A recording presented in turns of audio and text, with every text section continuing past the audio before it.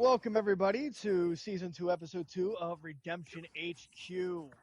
Uh, we have a special guest with us today, Dave Scott from Evil Genius.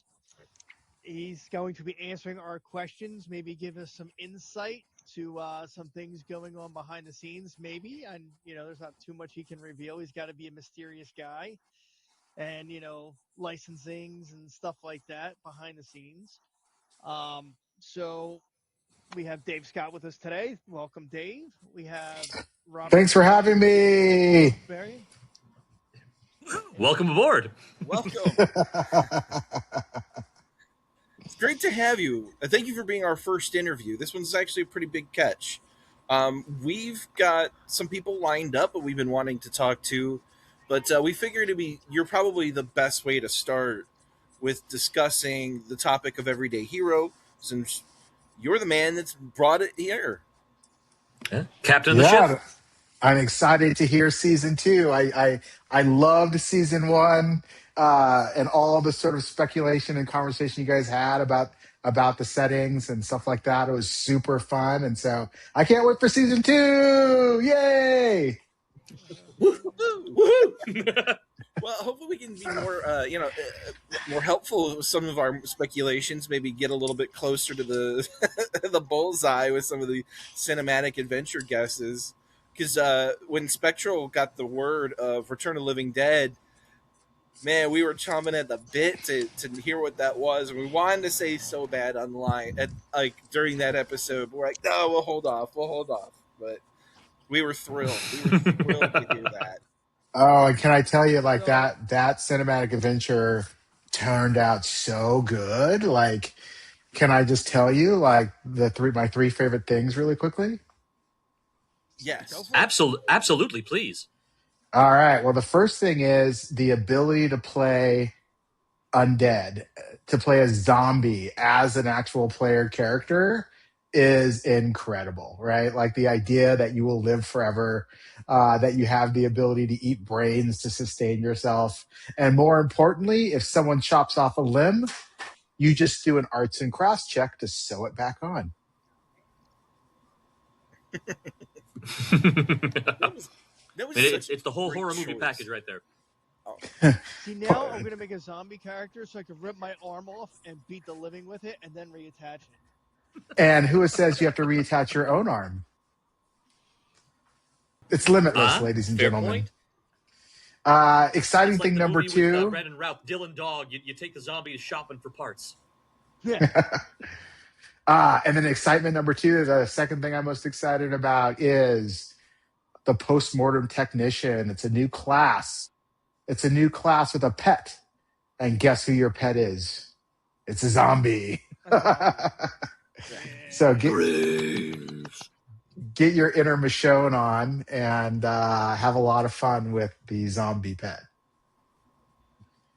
And then number 3. Yes. What's number 3? I like number 3.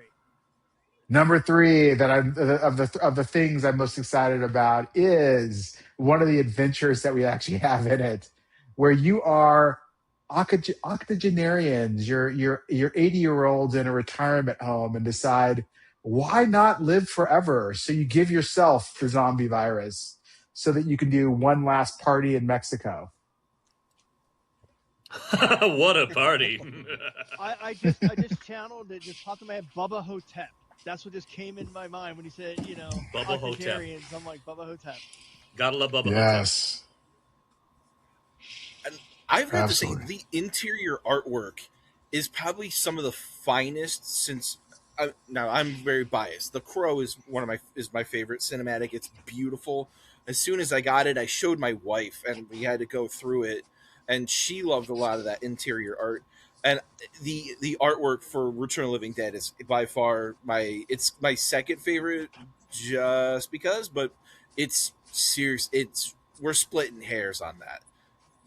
The folks that you hired to do your work or your art just knocked it out of the park.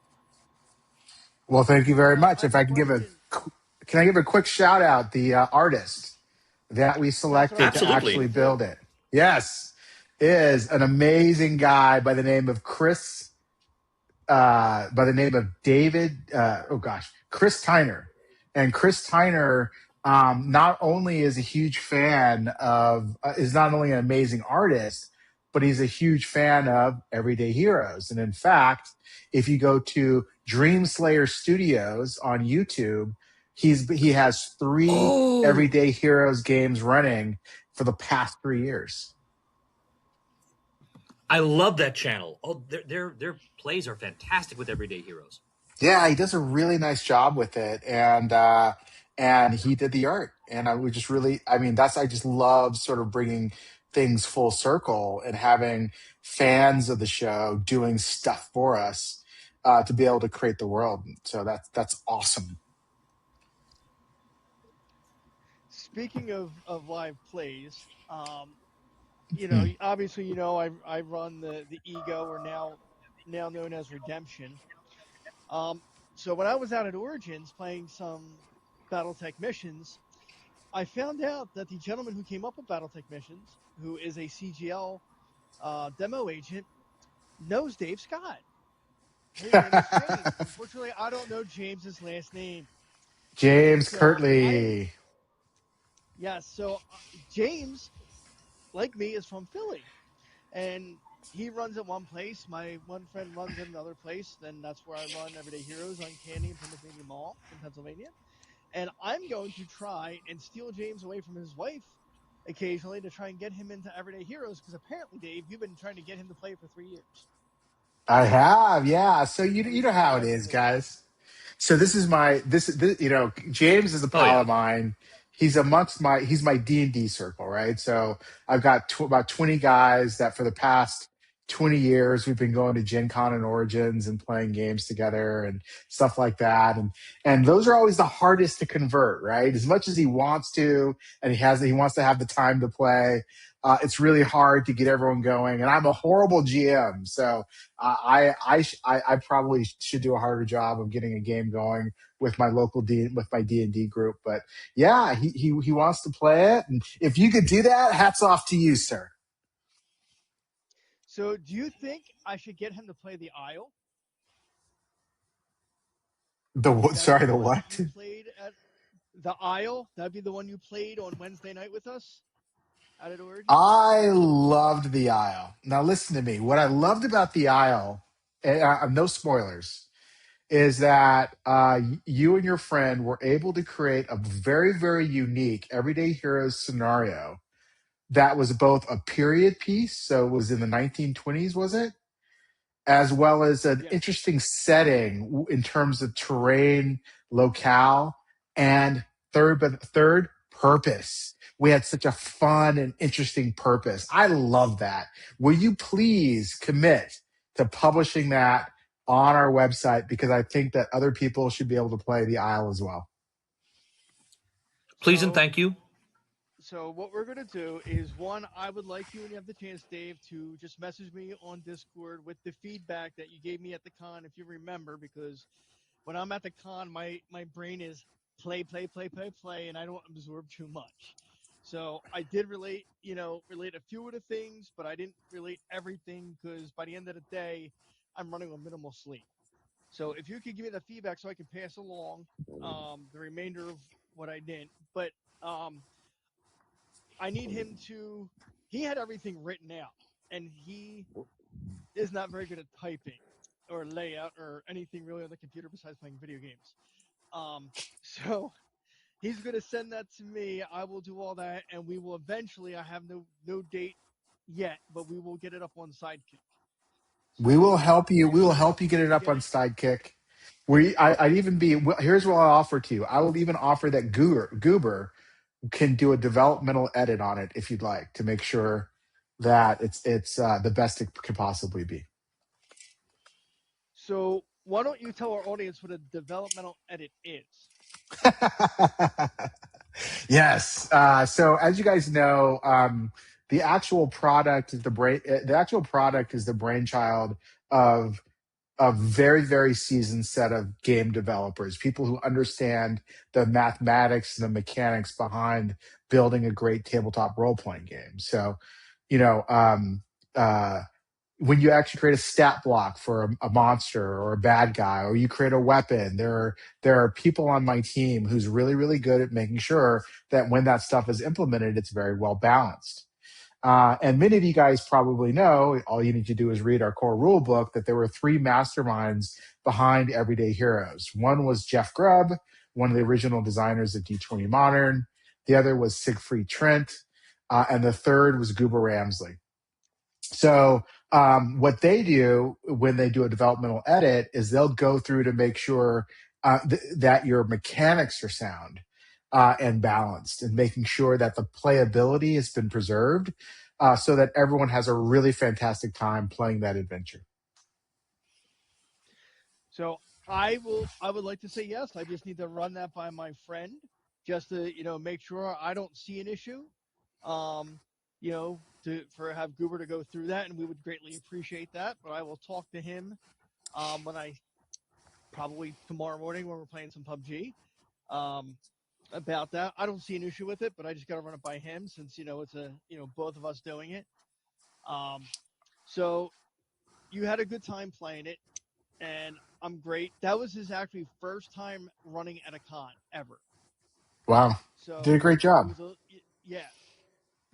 So he was like, "Hey, if you talk to Dave before the show, ask him to go easy on me. It was my first time running at a con."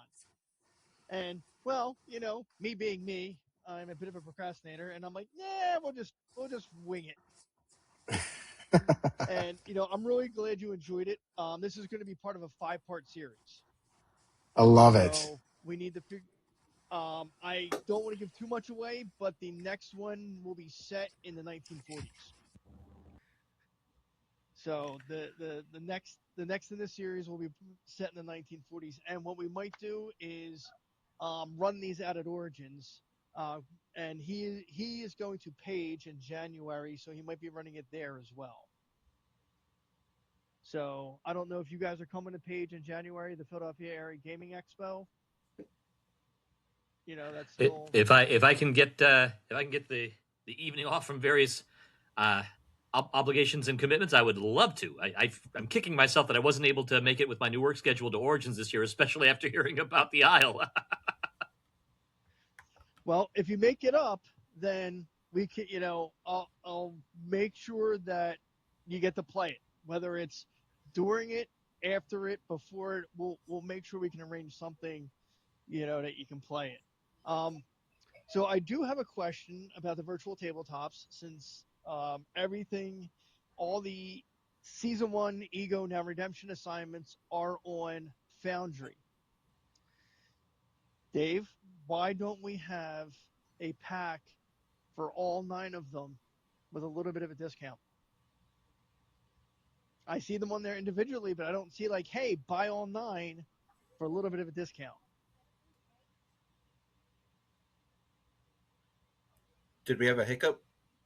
I don't know. To be fair, it just ended. I think we lost him. Oh, But, no. I got a warning on my thing. Clear. Said something about Dave's had something go on with his browser. Hey, send him a message and ask him if he can click on the link. I think it's Riverside. Dearie me. Yeah. Yeah, I just sent him a message on Discord. Okay, he's coming back in. Maybe he had a hiccup on. For what you pay monthly, they should definitely, have 30, better support. Yeah, $30 a month for Riverside, and this is the quality that I pay for. Thanks, Riverside. Welcome back, Dave. Are you back with us, Dave? Yeah, it's so sorry. It's my fault. My fault. No. This has happened to us before. Yes. So please don't feel the need to apologize. So let me go back to the question I had that I think you dropped out in the middle of. So VTT, we have Everyday Heroes on Foundry, and all the Ego/Redemption assignments 1 through 9 are on there. But I noticed they're individually priced. Can we get a bundle for all 9? I love how this is a wish list. Yeah, I think so. I mean, putting me on the spot. Yeah, I I mean, do. so Welcome to the hot so seat. so yes, of course, we can do whatever we want. So I'm very very happy. I just want to do a quick shout out to Jeff, our Foundry developer, and Tim, our Roll20 developers who do a fantastic job. But for those of you who want the Roll20 or the Foundry Season 1, since we're coming out with Season 2 already, I don't see why we couldn't do a nice little bundle so that everyone has it. So absolutely. Because now I would like to run online, and you know me, Fantasy Ground is my choice, but I do have Foundry, and if I can buy all 9 of Season 1 with a little bit of a discount instead of having to buy individually, then I would do that. And then I can, tinker around with Foundry and see if I can figure it out and be able to run the Redemption, Ego assignments online from the comfort of my own house, where I don't have to leave and see people in public. All right. Very good. We'll talk about that a little later. Yeah. Let's see. I don't want to be the one keeping Dave on the hot seat because that's my favorite thing to do. So I will. If you guys have my any hot takes. questions, don't. Oh, actually, I do have a quick one for you.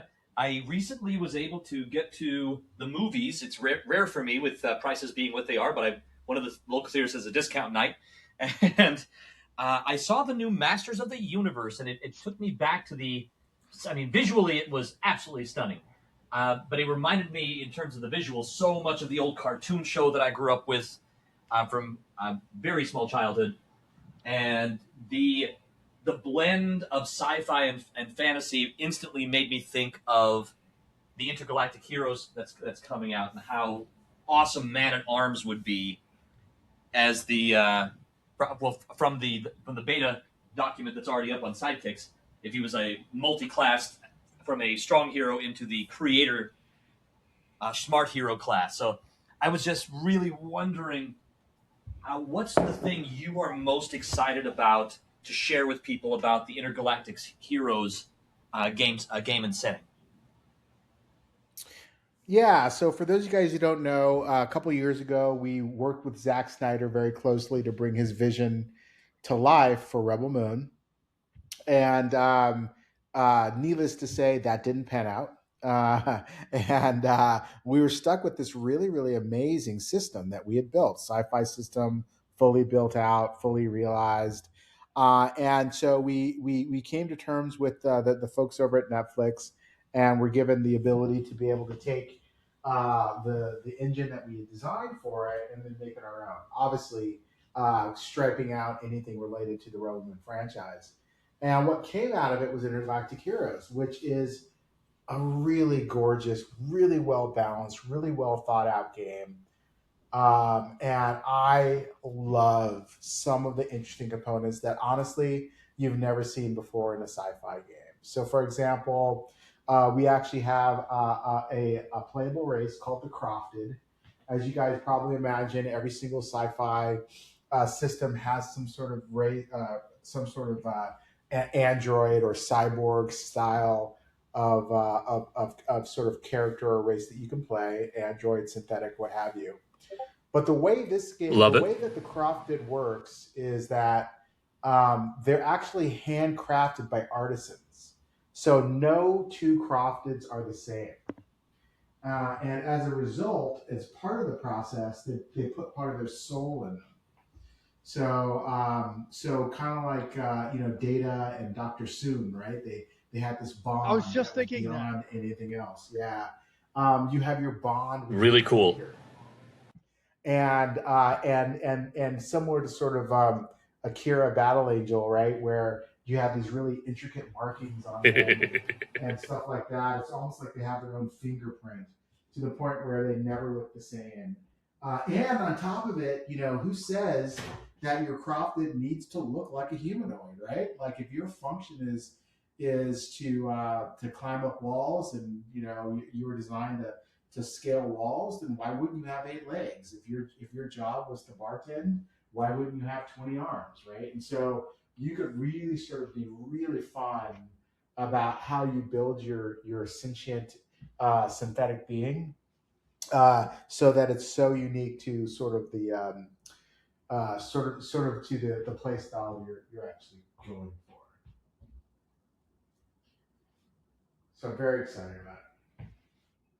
That is an awesome visual, and I cannot wait to see the final crafted. Again, like I said, the beta that you guys have had up on Sidekick has been phenomenal, and it's whet the appetite for the final product. Yeah, and I can't wait to show the rest of it to you and just kind of bring it home, right? One of the things we always do is we create iconic heroes, right? Like Mac Williams and Everyday Heroes.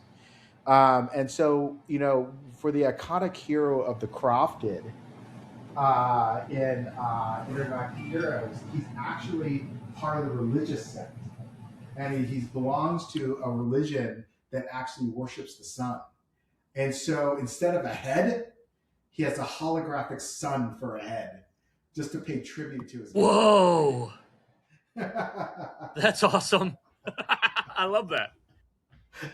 It's just so creative and so interesting, and I can't wait till we have the ability to reveal a portrait of this particular character. But I mean that's the fun stuff you're going to see. It's in our system. It's like nothing. I mean, I'm a huge sci-fi system, starting back from Traveler and Star Frontiers, what have you, and I've never seen anything like some of the stuff that we've done. I'll give you another example. We actually created a new mechanic for laser guns, right? And so the way the laser gun works, which is super interesting, is that once you fire the laser gun and you hit a target, it continues to do damage to the target unless the target moves away. Because real hot seat there. Who says you got to pulse the laser rifle, right? Why don't we just turn it on and keep it on? And I just loved that concept. We actually have an axe that was built molecule by molecule, so that the edge is the sharpest thing on the planet. And I just thought that was super interesting. Like, why wouldn't science be able to create an axe that is sort of designed molecule by molecule to the point where it is the whoa. It's so sharp that it's sharp at the atom level. It's literally slicing through the most basic parts of its targets. Whoa. Mm-hmm. That is literally a nuclear option. So, just there's so many sort of things in here that I've never seen before in a system. And I just hope that people get an opportunity to experience it and really appreciate how truly unique this system is. And for that reason, we're actually in the process of actually building a beta of the product, which will be a fully printed beta that we're going to be handing out to select influencers so that they can get their hot little hands on it and start giving us feedback on what they think about the system. Awesome. I hear Robert D drooling right now. I don't know what you're talking about. I'm good. Okay, maybe a little drool. Just a little bit.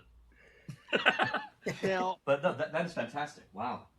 Now, Dave, when we were playing the Isle at Origins, you showed me a couple messages on your phone about potential IPs. Now, I know has anything been worked out with that yet, or because it's convention season, it's kind of on the back burner?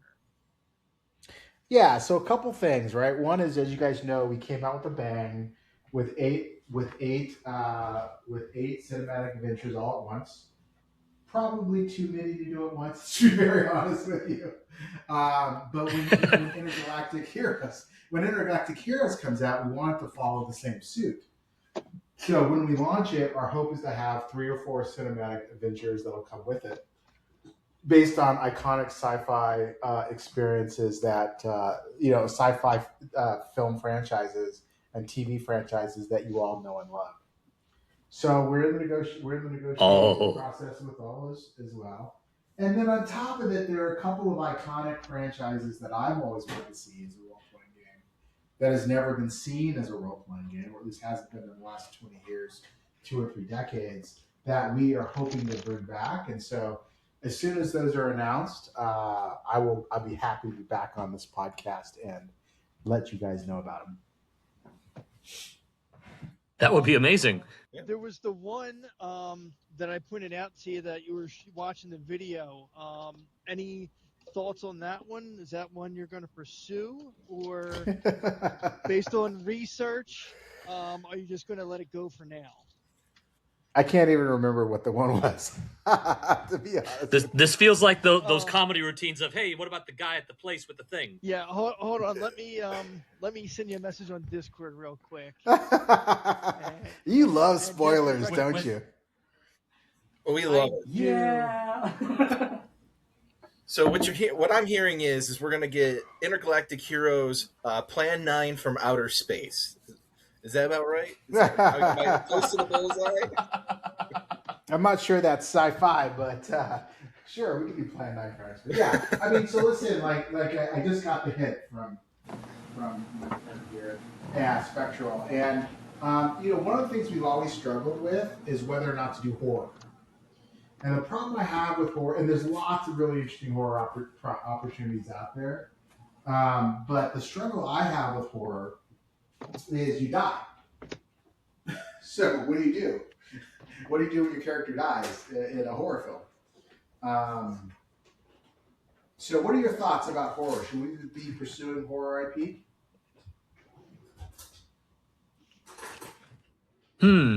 Fair question. A number of the past cinematic adventures did touch on horror, like The Crow, for example. The very nature of the returned of the revenants that are the Crow kind of gave you an option for what happens if your character meets an untimely end, and even some of the stuff that you would have in, for example, the immortal origin in the Vault, or specifically in Highlander, you could use the origin as a framework to say, hey, the fatal circumstance is sunlight, so my person's a vampire or just a solar sensitive revenant.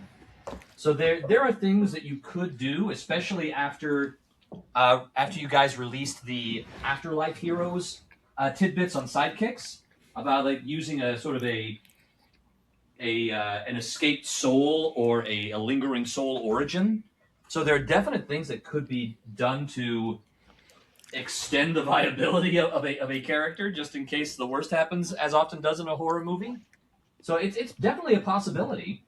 But I do take your point. It can be a little daunting when the crux of the narrative is that almost everybody but the final girl dies at the end.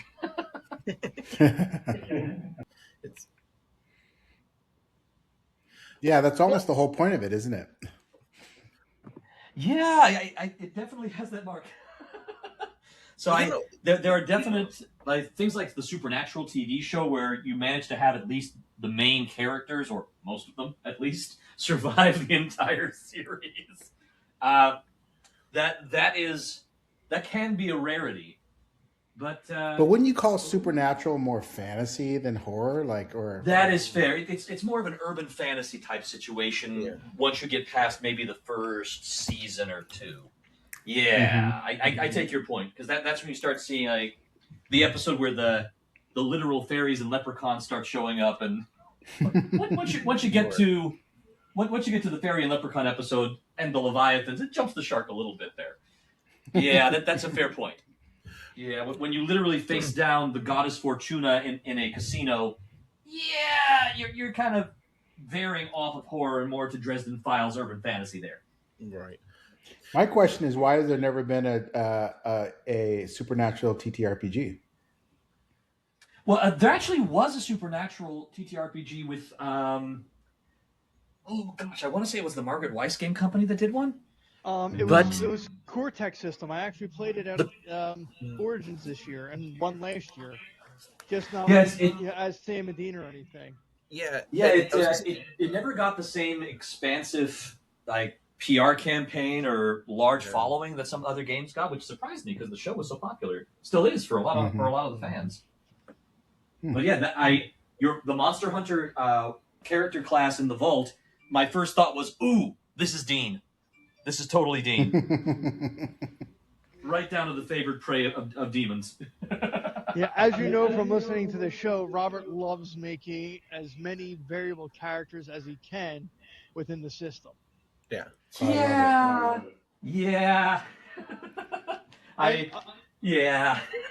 I'm waiting for Everyday Arcana so I can make my Constantine-esque character. Oh yeah. Mm. I'm working on some Marvel Cinematic Universe characters using the Everyday Hero system and using the stuff that has already been sort of previewed or sneak peeked on Facebook for Everyday Arcana. And the stuff that Okay. has been put out by Sig in his own Shotgun Fantasy. I think I have the tidbits I need for to jerry rig a Thor, or maybe and a Scarlet Witch. Doctor Strange, I still really want to wait for the full Arcanist, because that one looks so darn cool. I don't want to jerry rig unless I have to, but I do have a backup plan. Yeah, one thing I learned by being at Origins this year is that there's a lot of people waiting for Everyday Arcana, and we need to hurry back up and get it out. Oh, but please do not rush the quality on our account. But we are one of many of the fans that would love to see that come out. So when I still remember when I got to run once and then play once the barista adventure preview for Everyday Arcana, and there was the hidden hand telekinetic, and there was the glamorist in there, and it was so much fun. Mm-hmm. Yeah, Cup of Crazy. Yeah, you like that? Yeah. Oh, it was aces. Loved it. When I was playing it, I had there was a part where I asked the game master at the time, so I can telekinetically move anything I can see within range with proper weight, right? Yes, he said very hesitantly. How about the on button on the forklift? So that was a load of fun.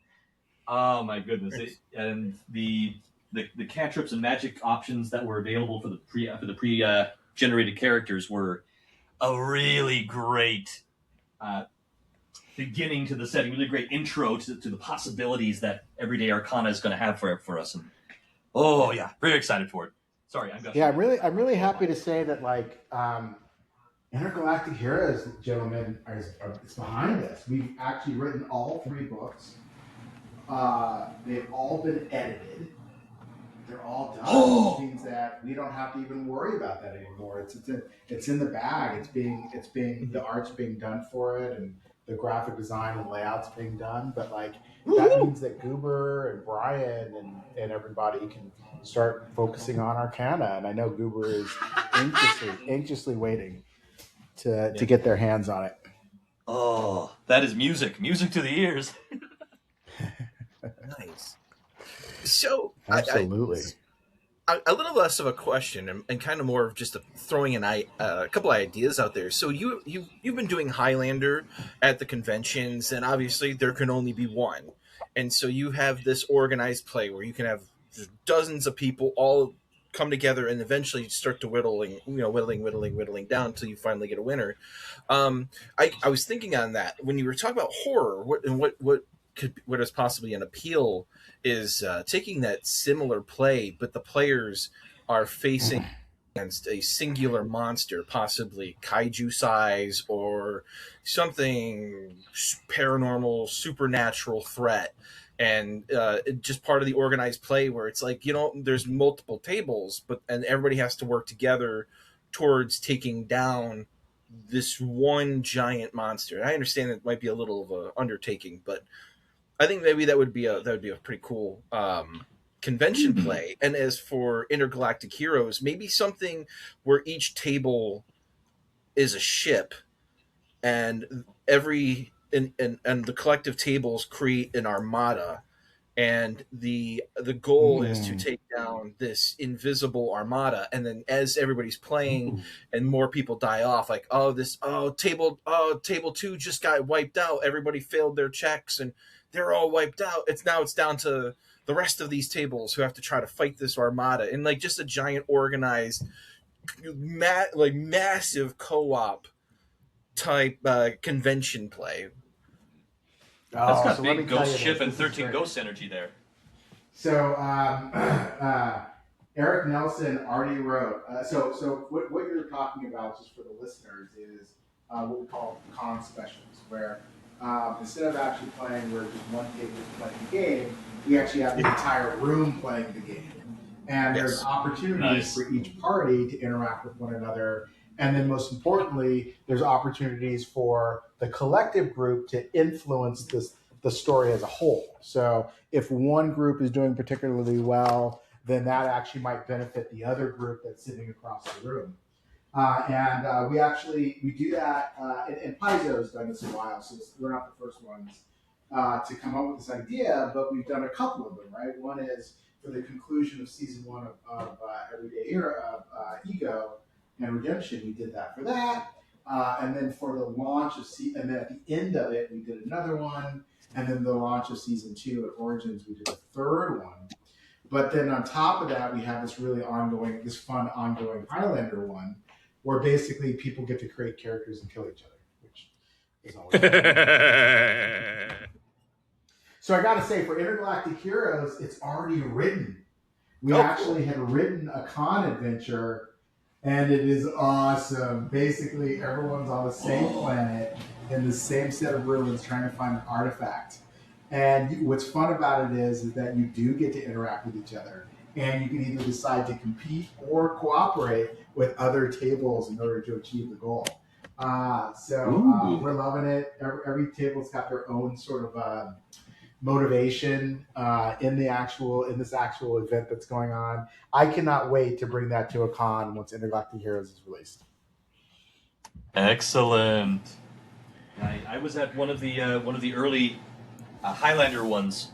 I think it was at the first one that we did, and that was an amazing experience. So this sounds equally fantastic. Yeah, were you the one where we had Adrian Paul there? Sadly, no. I think that was the year after. Because I'm a huge fan of Adrian Paul. I loved him, of course, in Highlander, but I also saw his sci-fi TV show Tracker, where he's an alien bounty hunter, and he had a really fun guest spot in the Relic Hunter TV show back in the day. The fantastic actor, phenomenal martial artist and swordsman. He's still doing a lot on YouTube and social media with sword work and like martial arts enthusiasm as well. Indeed. A fantastic fella. I'm really bummed I did not get a chance to meet him, but realistically, I probably would have been a gushing fan that would have embarrassed myself. Yeah, that was a lot of fun.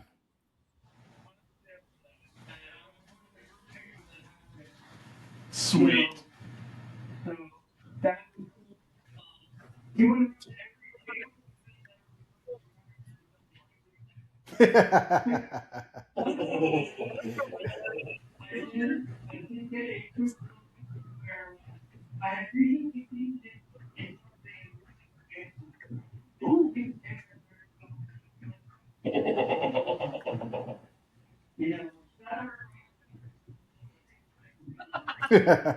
Eric Roberts reference made.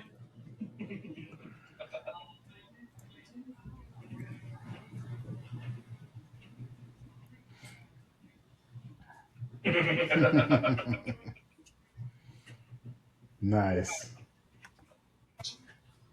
But that was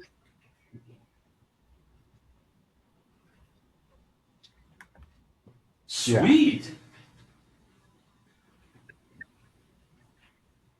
That's quite the coup.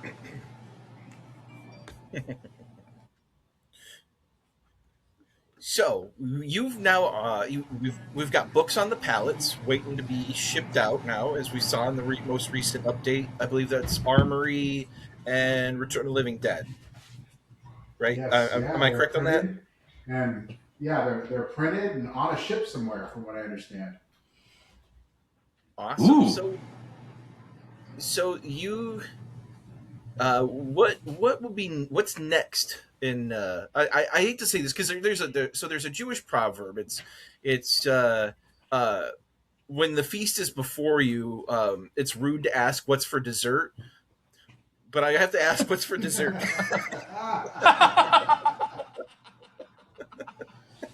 Love it. I love it. Well, first of all, we got to get through a couple practical things, right? Number one is we are sold out of the core rulebook, ladies and gentlemen, worldwide. Woo! So we're doing a second printing. That's fantastic. And fixing a couple of typos and a couple of pieces of art that we didn't love and stuff like that. So that's going to get out. And then, of course, our focus on intergalactic heroes, which is exciting. And we're going to get that to where we can put it on the Kickstarter. But I think you guys mentioned, but the vault, we've been producing now for the last year, we've been doing a bonus feature and an adventure every single month on Sidekick. And only the wonderful few who are on Sidekick ever get to experience them. So we're actually going to be, we're at a point now where we actually think we have enough material, ladies and gentlemen, for a Vault Volume 2. Nice. Great. That's awesome. Yeah. And what's exciting about that is not only do you have sort of the regular monthlies that we put out on Sidekick, and then not only do we have the Return of the Living Dead material, but there were a couple unpublished books from Pacific Rim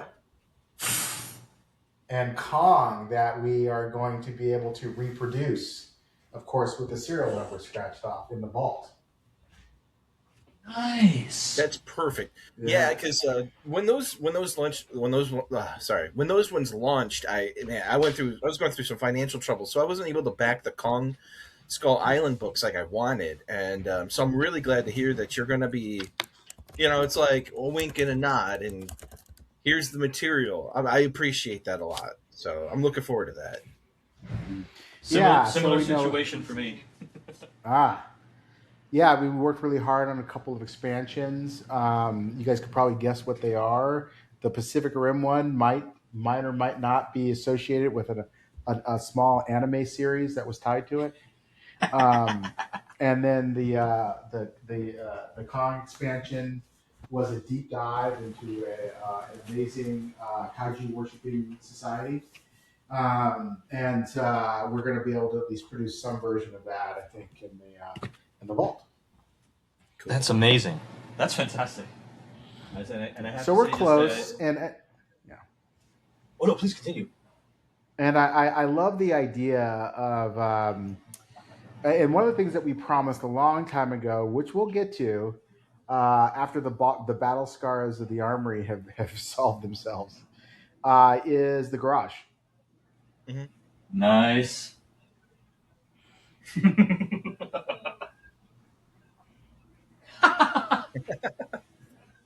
Much obliged. Yeah.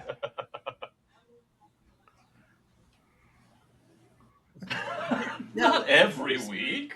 Yeah, and so there, I saw some chatter on the Discord surrounding the garage, and one of the questions I know that somebody has asked before is some of the feedback around chase scenes and some of the different things that some people would like to see changed, or maybe some of the crunchiness taken out a little bit. Would that be something that you would consider for putting in the garage down the road? Taking some of that feedback, yeah, and modifying some things. Absolutely, yeah, it's definitely on the table. One of the things we did is we realized that not everyone understands how chase scenes are done, but not only that, but a lot of our adventure writers didn't understand how to create them. So the quality of the chase scene varies between one adventure and another, and so I think that the chase process requires a revisit, and I think the armory would be a perfect spot for that. The garage would be a perfect spot to re-envision if we decided to the chase mechanic. Yeah, that sounds like the perfect spot to do it. Yeah. A little fine tuning, give it a tune up, oil change. Yeah. Nice gag, nice reference there.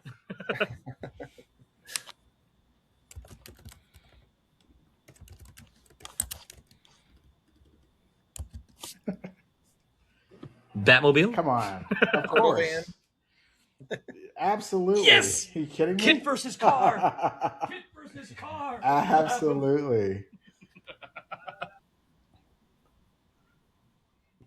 In our hearts, it General is. Lee.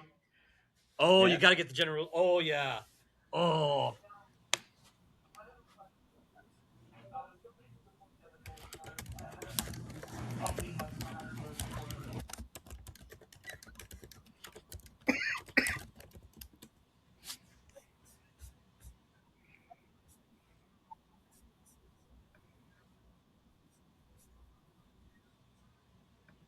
No, there has to be.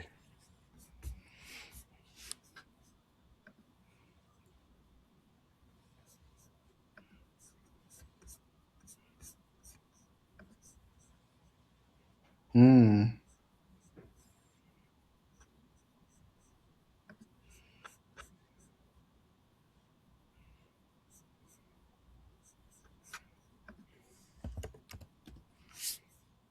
Yeah. Yeah, it's surprising.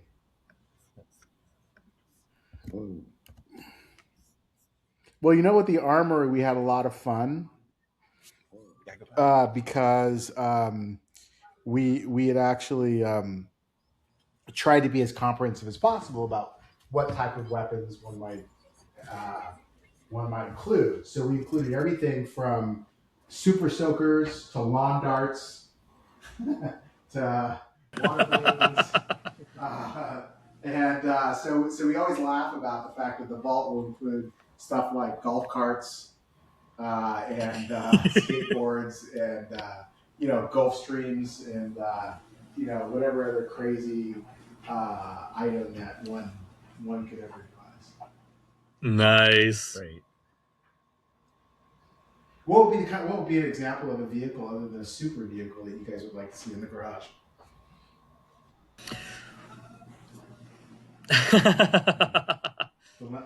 Yeah. Yeah.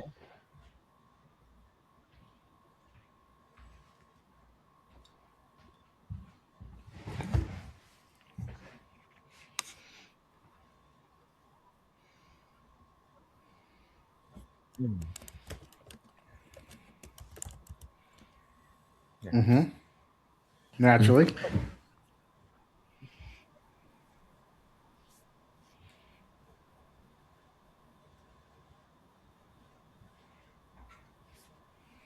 Mm.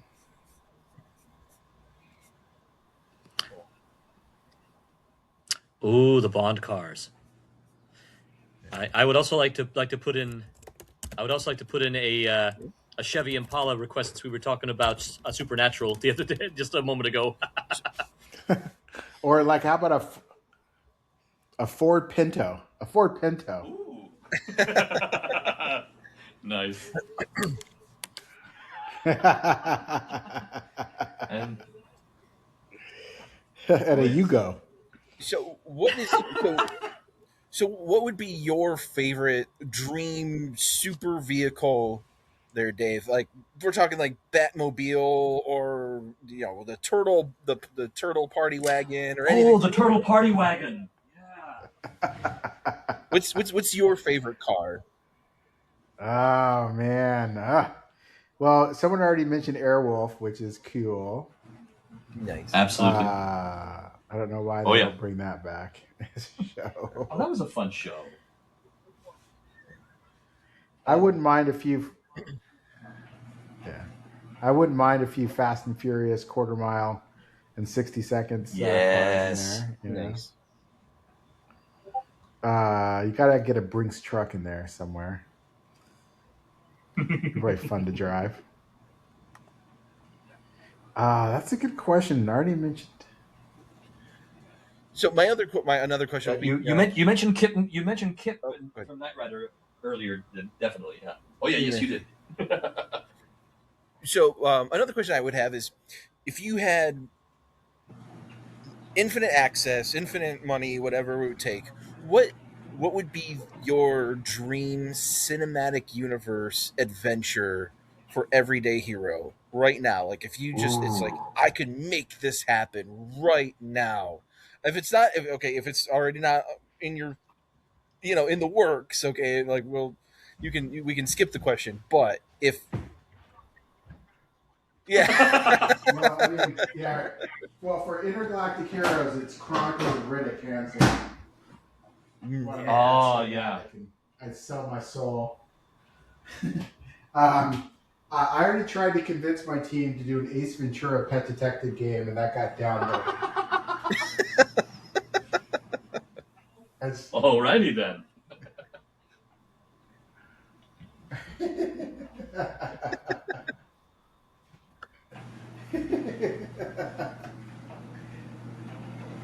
You could combine detective mechanics and pets in one cinematic source book. What Oh, Ace Ventura: Pet Detective as the hunter, swapping out animal companions depending on the scene.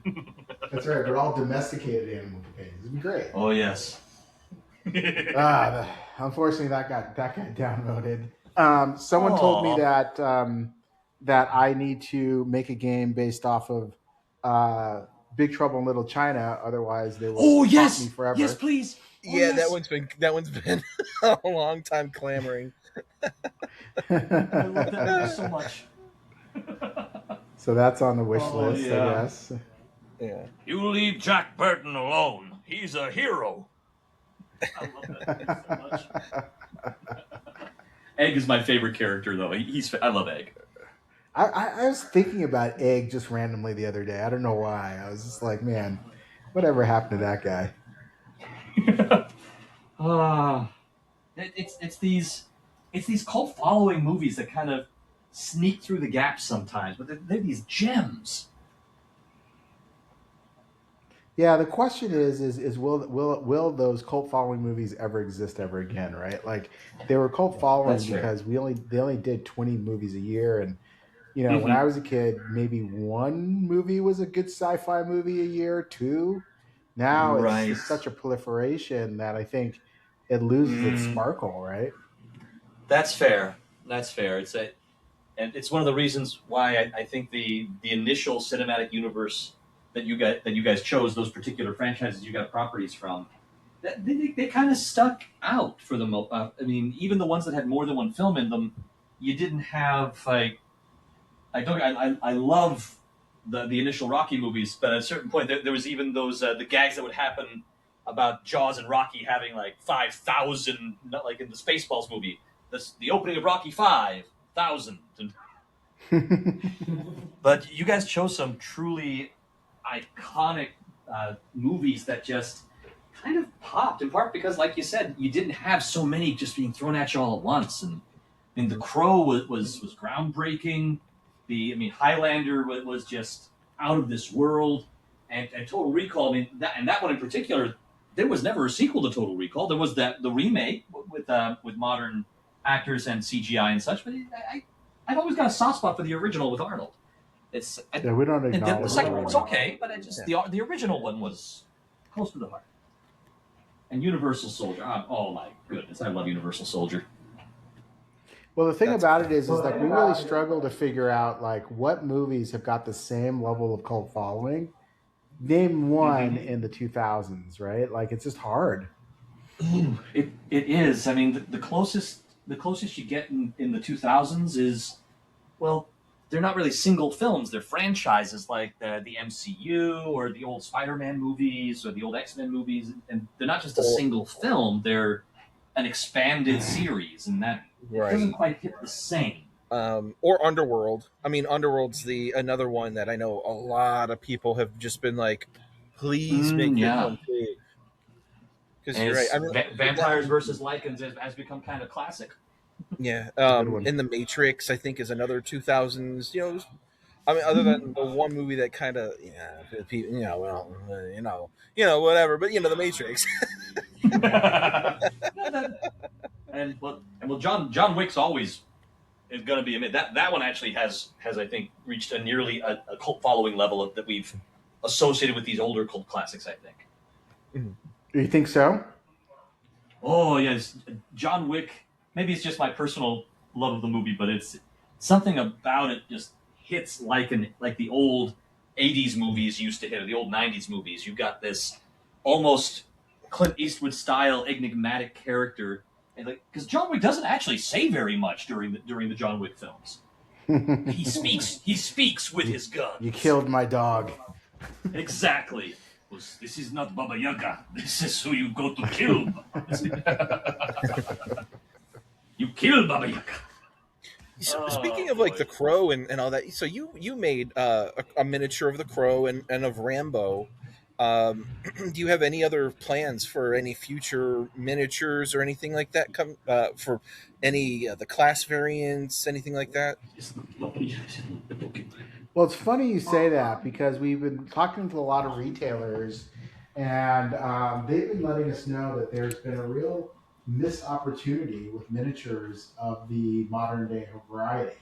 Just everyday Joe miniatures like cops or FBI agents or ninjas or something along those lines.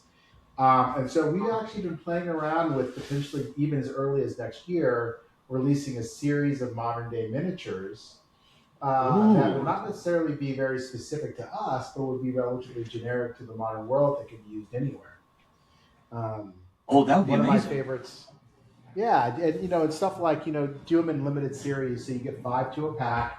One would be ninjas, one would be FBI agents or Men in Black, one would be terrorists, one would be biker gangs. But then also people were really asking for just mundane ones, like give me a student, or give me a barista, or give me a doctor. And Nice. I was just so shocked. Someone said, "Give me a cow." I can't find cows that are the right size, right? And so, we've been playing around with the idea of potentially doing something like that. What do you guys think? That's a great idea. Untapped market right there. Now, are you looking to do more like a solid 3D mold, or the there's a specific term for them. They're flatter and they have just The art. sprues? Oh, I see. Yeah, you're talking about ponds. Yeah, no, we were actually doing 3D plastic miniatures, very similar to like D&D minis would do, or WizKids would do. Yeah, something along those lines. We could do the plastic ponds, but I think there's nothing like having a really cool mini that you can paint in your hands. I can attest that the Crow and the Rambo one are fantastic to have. Yeah, and we're using the same artist as well. So the same sculptor, which I think he did a nice job with those. Yeah, like any particular factions that you would like to see show up as miniatures? Emergency service workers like EMTs, police officers, firefighters. Yeah, those would be amazing to have. Not just for everyday heroes, but for any sort of game or adventure situation that involves an emergency, a disaster. You've got these folks would be there and would be interacted with, whether it's them, getting possessed by the alien symbiotes a la Venom, or as civilians, you got to try to usher out of the way to help prevent further disaster. I mean, they'd be fantastic to have. Plus, big shout out to all of our emergency worker folks. Yeah, that's one I didn't even think about. In terms of now for scaling, now that's the other trick too. Vehicles. How would you have you been putting that into consideration? The scale of the human figurines versus vehicles or anything like that? Yeah, I mean, it probably wouldn't be in phase 1, but obviously, how cool would it be to be able to have obstacles, right? Like bicycles, motorcycles, vehicles, and other things like that could be part of your terrain. Okay, awesome. Yeah, I wasn't too sure if like you were like, well, you know what, maybe we'll just let that get outsourced to people's favorite Matchbox vehicles and all that. I wasn't. Yeah, I was just thinking of that in the back of my head while you were talking about that. So sweet. Now, in terms of miniatures and such, maps. I know this is another big thing that I know a lot of people love to have at their tables, and obviously, VTTs are much easier to handle.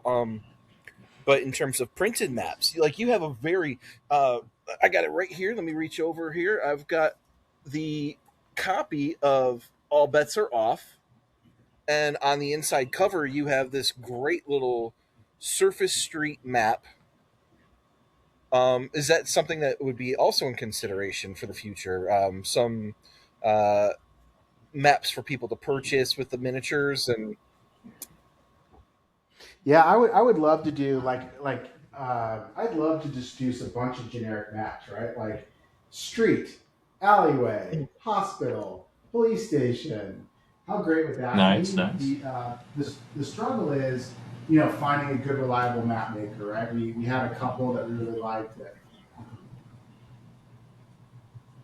Yeah, the struggle is finding a really good map maker, and one yeah, that's reliable that we can work with, and that's always tough. And then finding the right cost effective way to actually get them printed and to the hands of the customer. Once yeah, we solve that, we would certainly be open to it. awesome. Nice. Well, and just to give a shout out about the time, it is about an hour. Yep, we Just in just hit case our Dave official hour. has to be going. Yeah.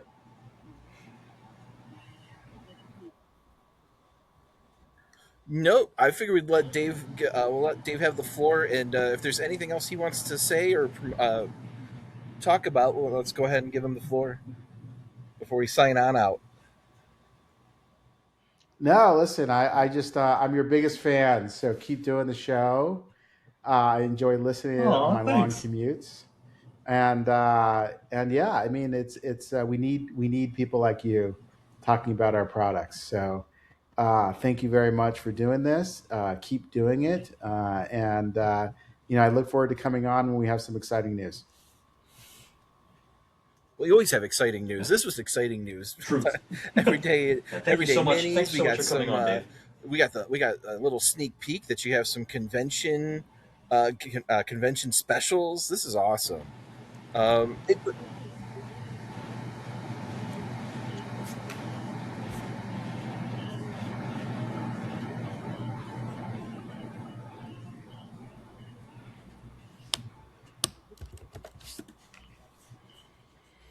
Yeah, so we don't go to Gen Con, but above and beyond that, we go to quite a few. And in fact, if you go to our website under the community channel, we actually list all the conventions we'll be going to this year. So I know for a fact Oh, that, sweet. yeah, we're going to RageCon in Reno, Nevada. I'll be running a game at RageCon later this year, later in July. Southern Fried Gaming Con in Atlanta, Georgia. CantCon in Nice. Overland Park, Kansas. And then in August, we'll go to Dragonflight. nice. That's Corn, a yeah, packed corn on schedule the there. Game Hole Con, corn on the cob. So many, so many. Dragon Meat up in the UK, and we're talking about going to PAX Unplugged this year in your backyard. Woo-hoo-hoo-hoo.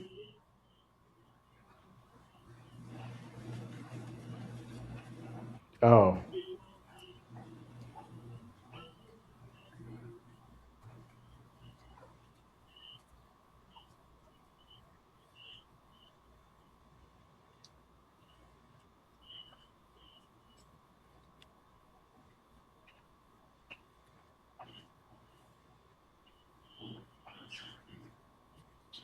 Whoa.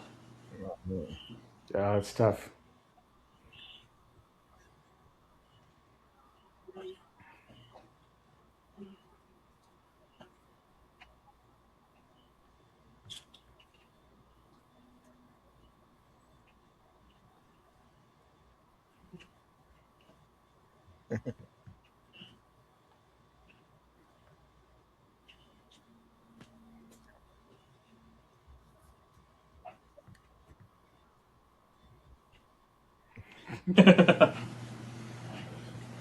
It makes it organic. That's organic. Well,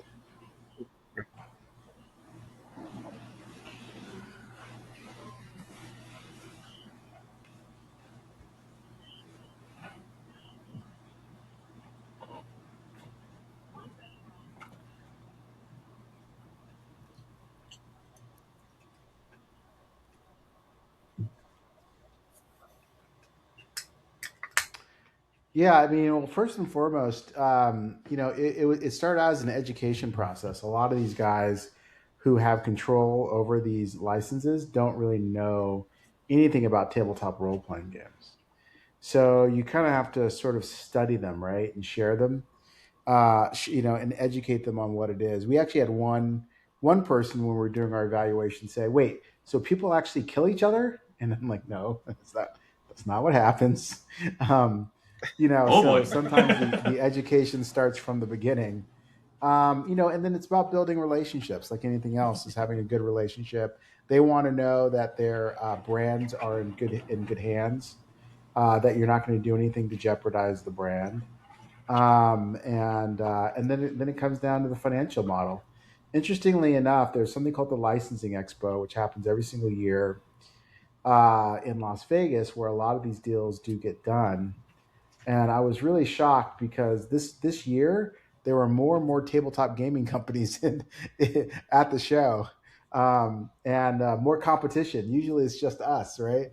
Or maybe a few of us that are there and making meetings and what have you. But there were probably about a dozen publishers there, looking for their next great idea. So, yeah, so I think the concept of it is getting more popular.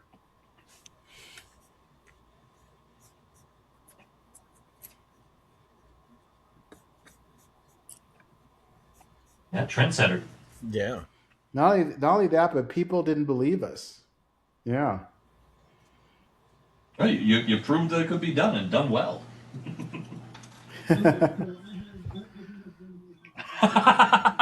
Oh goodness. Very Columbo of you. Very Columbo.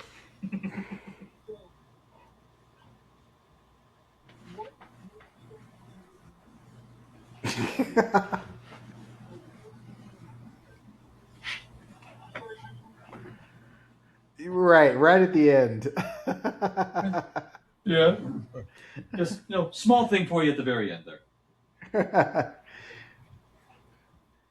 Gosh,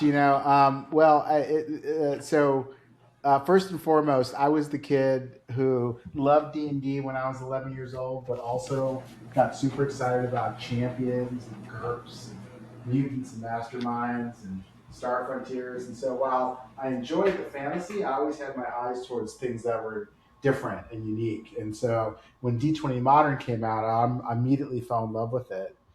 Had the opportunity 20 years later to meet Jeff Grubb, my co-founder here. And Jeff was working with me at Amazon. He was working the content team, and I was working here. And it took a while to convince him to do this with me.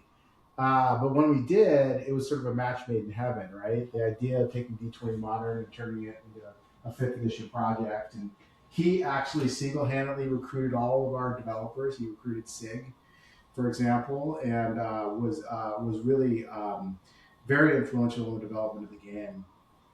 And so that was the catalyst, right? The catalyst was, I had an opportunity to meet one of my idols, to work alongside that person on a project that I loved, and I knew that they loved as well.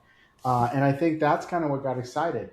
Now I have a secret, which is months before uh, uh, months before meeting Jeff and coming up with this idea and figuring out we're going to do this. I actually tried to actually create an adventure based on the movie Roadhouse with Patrick Swayze. Nice. Classic.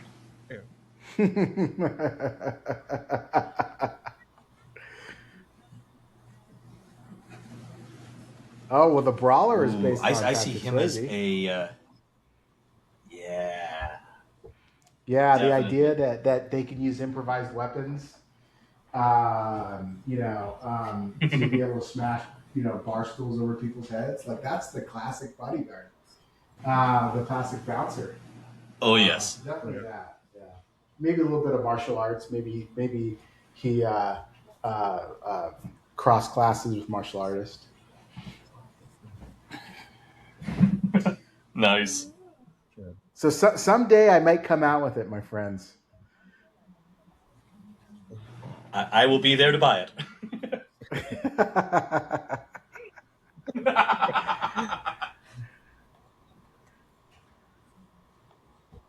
and Everyday Arcana.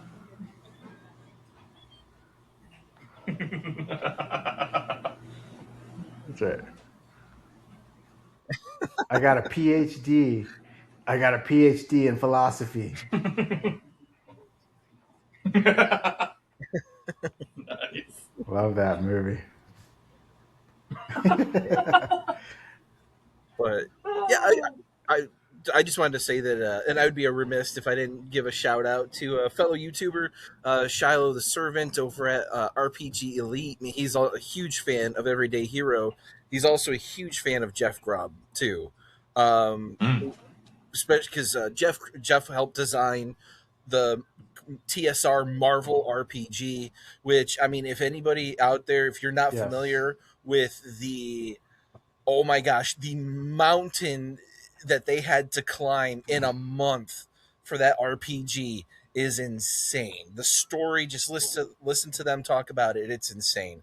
So that had to have been really, I mean, you were in good hands if you were working with him for this system, and it really shows in Everyday Hero that it's just the expertise, the fine tuning, the in depth, passionate knowledge behind everything.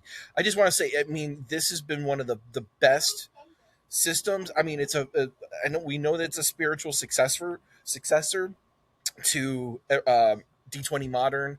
I think in many ways that it far exceeds it in many regards, and I really look forward to seeing how you folks over there at Evil Genius start bringing out some more of the more updated and just make it your own books that were used in D20 Modern, particularly like Dark Matter, and you've already started touching on cyber and like the internet and those kinds of things, the cyberpunk stuff, and some of the past, obviously. But yeah, I'm really looking forward to like that alien conspiracy stuff and like a lot of that. I'm really looking forward to seeing what you folks bring in the future. I just wanted to say that. I do want an everyday conspiracy. I I Well, absolutely do. we have I we have everyday alien encounters, which is fun. But This is true. Yep.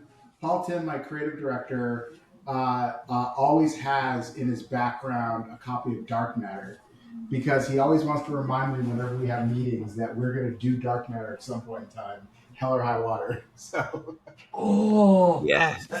Dark Matter. Oh, you guys already have the Greys.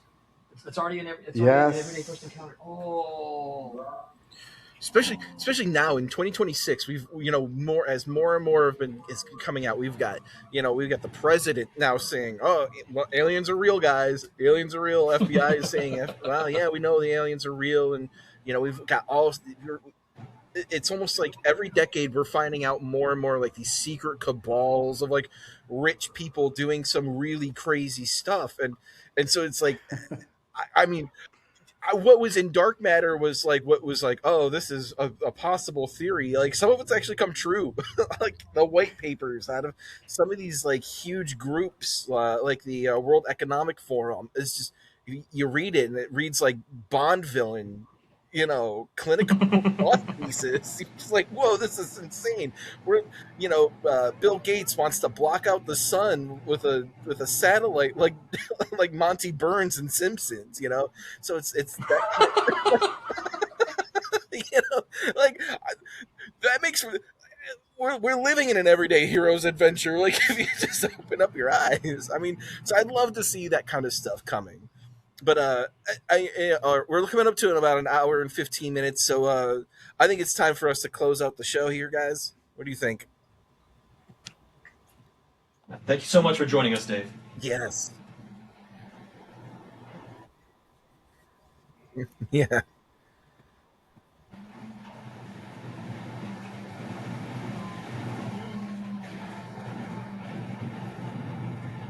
Happy birthday.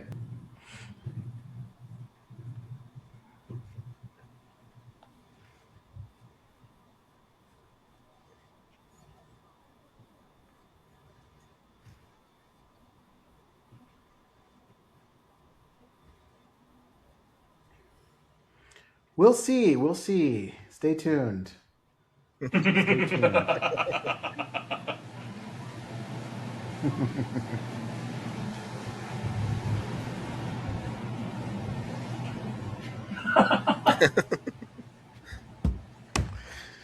All right. I appreciate it, guys. Keep doing the amazing stuff that you're doing, and I look forward to more conversations about everyday heroes and intergalactic heroes in the future. Yes. Yes. No, not just you. Thank you, Dave. Thank you, Spectral Force, for helping make this conversation happen. Thank you, Robert D, for joining us, and thank everyone at home for listening. We hope that you like and subscribe, follow for more, and go join Sidekick. Look on the website, see if there's any local games near you, and if you're interested, start one up. It's fun. You make a community. That's really what this game thrives on, everybody. And I want to say, again, a happy 4th of July to everybody out there. Again, thank you, Dave, for coming up and showing up, and really just it's been a blast. Thank you for being our very first interview. Thank you. And that's the alarm to go. Bye, We'll see you guys. folks later. Bye-bye. Take care. Thank you so much.